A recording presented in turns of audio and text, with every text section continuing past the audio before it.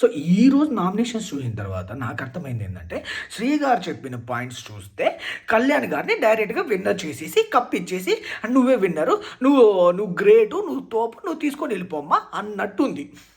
So Sreeja గారు ఎలా అంటే తనూజ గారు టాప్లోనే కావాలనే టార్గెట్ చేసి బ్యాట్ చేయాలని చూస్తున్నారమ్మా.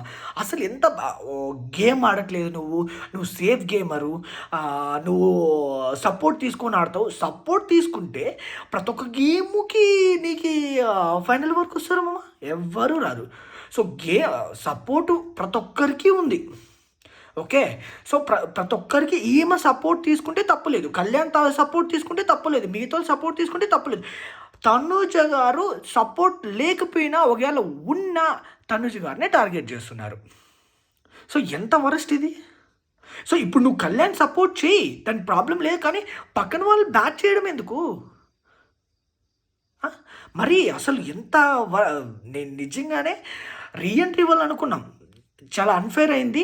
సో రీఎంట్రీ ఇవ్వాలి, తనకు ఒక ఛాన్స్ కావాలనుకున్నాను, కానీ ఇంత ఓవర్ యాక్టింగ్ చేస్తారు అనుకోలేదు, ఇంత ఓవర్ యాక్టింగ్ ఇంత వరస్ట్ అనుకోలేదు నేను. ఈవెన్ నిఖిల్ గారి విషయంలో కూడా సో ఉన్నవానికి గెలికి ఏదంటే మాట్లాడుతుంది అంటే, సో నలుగురు నువ్వు తోపు, నువ్వు తురుము, నువ్వు కరెక్ట్గా ఉంటావు, అది ఇదని 4 మాటలు మంచిగా చెప్పాలకి పెద్ద తెగ ఫీల్ అయిపోతుంది. సో నేనేందంటే నేనే టాపు, నేను చెప్పింది నడుస్తుంది అన్నట్టు ఫీల్ అవుతుంది. అరే ఒక పాయింట్ మాట్లాడినప్పుడు అది వెనక ముందు చూసుకొని నువ్వు మాట్లాడాల. నువ్వు ఏదో బయట వచ్చి 4 ఎపిసోడ్లు చూసి వచ్చి నాకు ఛాన్స్ దొరికింది నేను రెచ్చిపోతా అంటే కుదరదు. మనం మాట్లాడే మాటకు కూడా ఒక విలువ ఉండాలి.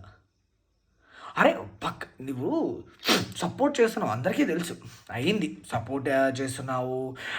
నీ నీ గేమ్ కన్నా చెప్పుకోవాలంటే శ్రీజ గారి కన్నా తన గేమ్ కన్నా కళ్యాణ్ గేమ్ ఇంపార్టెంట్.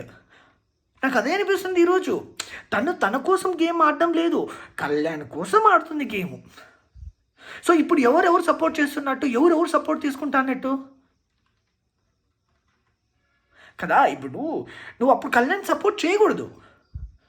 ఈరోజు నామినేషన్లో కూడా అదే చేస్తుంది, కళ్యాణ్కి హింట్స్ క్లియర్గా ఎక్స్ప్లెయిన్ చేస్తుంది. అయ్యో వీళ్ళు నీతులు చెప్తారు మళ్ళీ.